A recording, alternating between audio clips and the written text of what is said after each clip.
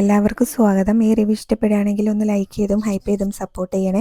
അലീനയോട് CA ചോദിക്കുന്നുണ്ടായിരുന്നു, Balachandra മേനോൻ്റെ മകൻ രോഹിത് ബാലചന്ദ്രനും ശിവശങ്കർ മേനോൻ്റെ മകൻ ഹരിശങ്കറും കൂടെ നിന്നെ റേപ്പ് ചെയ്യാൻ ശ്രമിച്ചിട്ടില്ലേ എന്ന് ചോദിക്കും. അപ്പോൾ അലീന ഇല്ല എന്ന് പറയും കേട്ടോ. അപ്പോൾ CA അലീനയോട് പറയുന്നുണ്ടായിരുന്നു, ആര് പറഞ്ഞു ഇല്ല എന്ന്, നിനക്ക് ജ്യൂസിൽ മയക്കുമരുന്ന് കലർത്തി തന്ന് നിന്നെ റേപ്പ് ചെയ്യാൻ ശ്രമിച്ചിട്ടുണ്ടെന്ന് അവർ രണ്ടുപേരും സമ്മതിച്ചു കഴിഞ്ഞല്ലോ എന്ന് പറയും കേട്ടോ. അപ്പോൾ അലീനയാണെങ്കിലും CAനോട് പറയുന്നുണ്ടായിരുന്നു, അവരതിന് ശ്രമിച്ച സമയത്ത് ഞാൻ അതിനെ ഇങ്ങനെ എതിർത്തിട്ടുണ്ടായിരുന്നു എന്ന് പറയും. അപ്പോൾ നീ എങ്ങനെയാണ് എതിർത്തത്, ഇങ്ങനെ സ്വന്തം വയറ്റിൽ കത്രിക കുത്തി ഇറക്കിയല്ലേ നീ അതിൽ നിന്ന് രക്ഷപ്പെട്ടത് എന്ന് ചോദിക്കുക. അപ്പോൾ അലീന അത് സമ്മതിക്കുന്നുണ്ട് കേട്ടോ. അതേന്ന് പറയും. എന്നിട്ട് നിൻ്റെ മൊഴിയെടുക്കാൻ പോലീസ് വന്ന സമയത്ത് നീ എന്തിനാ പോലീസിനോട് കള്ളം പറഞ്ഞത് എന്ന് ചോദിക്കുന്നുണ്ട്. അപ്പോൾ ഞാൻ കാരണം കോളേജിൽ പഠിക്കുന്ന 2 ചെറുപ്പക്കാരുടെ ഭാവി ഇല്ലാതാവണ്ടല്ലോ എന്ന് വിചാരിച്ചാണ് ഞാൻ അന്നങ്ങനെ പറഞ്ഞത് എന്ന് അലീന സമ്മതിക്കുന്നുണ്ട് കേട്ടോ. എന്നിട്ട് നിനക്കിപ്പോൾ അവരെ രക്ഷിക്കാൻ പറ്റുമോ എന്നൊക്കെ CA ചോദിക്കുന്നുണ്ട്. അപ്പോൾ നിനക്ക് ഇനി അവരെ രക്ഷിക്കാൻ പറ്റുമെന്ന് നിനക്ക് തോന്നുന്നുണ്ടോ? അവരെ ഇടിച്ച് ശരിയാക്കി വെച്ചിരിക്കുകയാണ്, ഇനിയും തീർന്നിട്ടില്ല പോലീസിൻ്റെ ഇടി. ഇനിയിപ്പോൾ അവരെ ഇങ്ങനെ കോടതിയിൽ നിന്ന് റിമാൻഡ് ചെയ്ത് സബ് ജയിലിലേക്ക് കൊണ്ടുപോകുന്ന സമയത്ത് അവിടെ നിന്നും കിട്ടും. അത് കഴിഞ്ഞ് ഇങ്ങനെ ശിക്ഷ കിട്ടി സെൻട്രൽ ജയിലിലേക്ക് പോകുമ്പോൾ അവിടെ നിന്നും കിട്ടും. ഇപ്പോൾ അവരെ നാട്ടുകാരുടെ മുന്നിലേക്ക് ഇട്ട് കൊടുത്തിട്ടുണ്ടെങ്കിൽ രണ്ടിനെയും പിച്ചി ചീന്തി ഇങ്ങനെ കയ്യിൽ വെച്ച് തരും എന്നൊക്കെ CA ആണെങ്കിലും പറയുന്നുണ്ട് കേട്ടോ. എന്നിട്ട് അലീനയോട് ചോദിക്കും, ഈ കേസിൽ നിന്ന് നിനക്ക് അവരെ രക്ഷിക്കാൻ പറ്റുമെന്ന് നിനക്ക് തോന്നുന്നുണ്ടോ എന്ന് ചോദിക്കുമ്പോൾ അലീന പറയുന്നുണ്ട് കേട്ടോ, ഇല്ലയെന്ന്, തെറ്റ് ചെയ്തിട്ടല്ലേ ശിക്ഷ കിട്ടുന്നത് എന്നും പറയും കേട്ടോ. അപ്പോൾ CA പറയുന്നുണ്ടായിരുന്നു, അതെ, തെറ്റ് ചെയ്തിട്ട് തന്നെയാണ് ശിക്ഷ കിട്ടുന്നത്. അന്ന് ഈ കാര്യം പോലീസിനോട് തുറന്നു പറഞ്ഞിരുന്നെങ്കിൽ ഇന്ന് അവന്മാർ ആ പെൺകുട്ടിയോട് അങ്ങനെ ചെയ്യില്ലായിരുന്നല്ലോ. എൻ്റെ അടുത്ത് തീർക്കേണ്ട കാമം മൊത്തം ഇപ്പോൾ ആ പെൺകുട്ടിയുടെ അടുത്താണല്ലോ അവർ തീർത്തത് എന്ന് പറയുന്നുണ്ട് കേട്ടോ.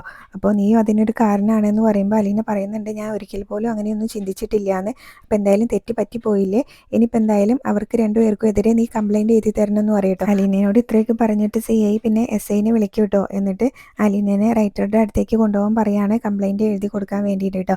അങ്ങനെ SI വന്നിട്ട് അലീനനെ അവിടെ നിന്ന് വിളിച്ചുകൊണ്ട് പോകും കേട്ടോ. അലീനയ്ക്ക് എന്താ ചെയ്യേണ്ടതെന്ന് അറിയാതെ ആകെ ഒരു വിഷമഘട്ടത്തിലാണ് കേട്ടോ അലീന CAയുടെ റൂമിൽ നിന്ന് പുറത്തേക്ക് വരുന്നത്. പിന്നെ നേരെ കൊണ്ടുപോകുന്നത് SI ഇരിക്കുന്ന റൂമിലേക്കാണ് കേട്ടോ. എന്നിട്ട് അലീനയോടും അവിടെ ഇരിക്കാനായിട്ട് പറയും. എന്നിട്ട് റൈറ്ററെ വിളിച്ചിട്ട് ഒരു പേപ്പർ എടുത്തിട്ട് വരാൻ പറയൂ കേട്ടോ. അപ്പോൾ അലീനയോട് ചോദിക്കുന്നുണ്ട്, നിനക്ക് ഇങ്ങനെ നിൻ്റെ ഡേറ്റ് ഓഫ് ബർത്ത് അറിയുമോ എന്ന് ചോദിക്കും കേട്ടോ. അപ്പോൾ അറിയാമെന്ന് പറയും. അപ്പോൾ ഇങ്ങനെ ഓർഫനേജിൽ വളർന്ന നിനക്ക് എങ്ങനെ നിൻ്റെ ഡേറ്റ് ഓഫ് ബർത്ത് അറിയുന്നതെന്ന് ചോദിക്കുമ്പോൾ സർട്ടിഫിക്കറ്റ്സിലൊക്കെ ഉണ്ട് എന്ന് പറയും കേട്ടോ. അപ്പോൾ നിനക്ക് ആരാ സർട്ടിഫിക്കറ്റ് തന്നതെന്ന് ചോദിക്കുമ്പോൾ അലീന പറയുന്നുണ്ടായിരുന്നു, എനിക്ക് SSLC സർട്ടിഫിക്കറ്റും ഹയർ സെക്കൻഡറി സർട്ടിഫിക്കറ്റും അതുപോലെ തന്നെ GDA സർട്ടിഫിക്കറ്റും എല്ലാം ഉണ്ട് എന്ന് പറയും കേട്ടോ. അപ്പോൾ നിനക്ക് എഴുത്തും വായനയൊക്കെ അറിയാമല്ലോ എന്നിങ്ങനെ ചോദിക്കുമ്പോൾ അലീന അറിയാമെന്ന് പറയേ. അങ്ങനെ പിന്നെ റൈറ്ററെ പേപ്പർ കൊണ്ടു കൊടുക്കുന്ന സമയത്ത് അലീനയോട് എഴുതാൻ പറയാണ് കേട്ടോ. അപ്പോൾ ഞാൻ എന്താ എഴുതേണ്ടത് എന്നിങ്ങനെ ചോദിക്കുന്നുണ്ട് അലീനയാണെങ്കിലും.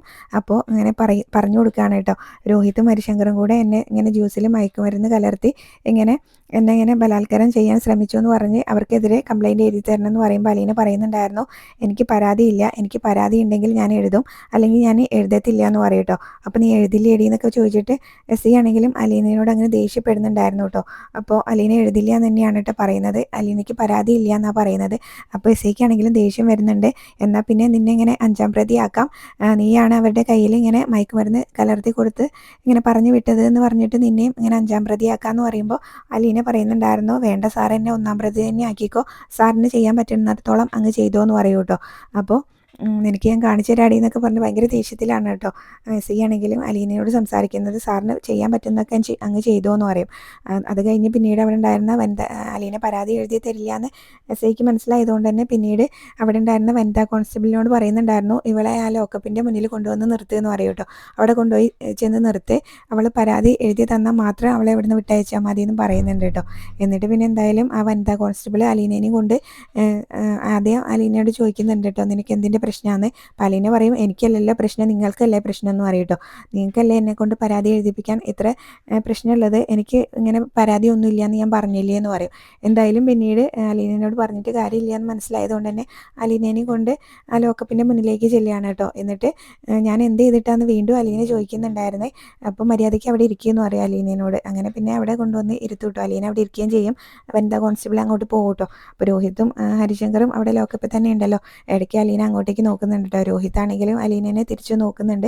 അലീനയ്ക്കാണെങ്കിലും രോഹിത്തിനെ കണ്ടിട്ട് ഭയങ്കര സങ്കടമാണ് കേട്ടോ. ഹരിനെയും കാണിക്കുന്നുണ്ട്. ഹരിക്കാണെങ്കിൽ യാതൊരു കൂസലും ഇല്ല കേട്ടോ, നല്ല ഇതിൽ തന്നെയാണ് നിൽക്കുന്നത്. പക്ഷേ രോഹിത്താണെങ്കിൽ നല്ല ക്ഷീണിച്ചൊക്കെയായിട്ട് നിൽക്കുന്നത്. അത് കഴിഞ്ഞ് പിന്നീട് കുര്യച്ചൻ്റെ വീടാട്ടോ കാണിക്കുന്നത്. ഗ്രേസമ്മയും രേവതിക്കുട്ടിയും കുര്യച്ചൻ്റെ വൈഫും അങ്ങനെ കിച്ചണിലാണ് കേട്ടോ. അപ്പോൾ അവരെന്തൊക്കെയോ ജോലി ചെയ്തുകൊണ്ടിരിക്കുകയാണ്.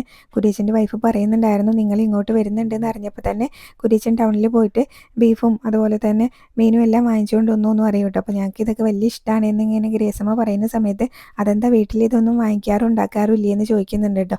അപ്പോൾ ഗ്രേസമ്മ പറയും, വാങ്ങിക്കാറുമുണ്ട്, നല്ല രുചിക്ക് ഉണ്ടാക്കാറുണ്ട്, പക്ഷേ ഞങ്ങൾക്ക് തരില്ല, ഇവള് ഒറ്റയ്ക്ക് ഇരുന്ന് കഴിക്കുമെന്ന് പറയാൻ കേട്ടോ.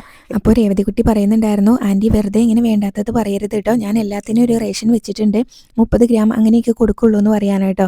ഷുഗറും ബിപിയും കൊളസ്ട്രോളും എല്ലാം ഉണ്ട്, ഇപ്പം അതെല്ലാം കൺട്രോളിലാണ് ഞാൻ കൊണ്ടുപോകുന്നതെന്ന് രേവതിക്കുട്ടി പറയുമ്പോൾ കുര്യച്ചൻ്റെ വൈഫ് പറയുന്നുണ്ടായിരുന്നു, നമ്മളെ കൺട്രോൾ ചെയ്യാൻ ഒരാളുള്ളത് നല്ലതാണെന്ന് പറയും കേട്ടോ. പിന്നെ രേവതിക്കുട്ടീനെ കോളേജിൽ വിട്ട് പഠിപ്പിക്കുന്ന കാര്യമൊക്കെ ഗ്രേസമ്മ പറയുമ്പോൾ അതൊക്കെ ഒരു പുണ്യമാണെന്നാണ് കേട്ടോ കുര്യച്ചൻ്റെ വൈഫ് പറയുന്നത്.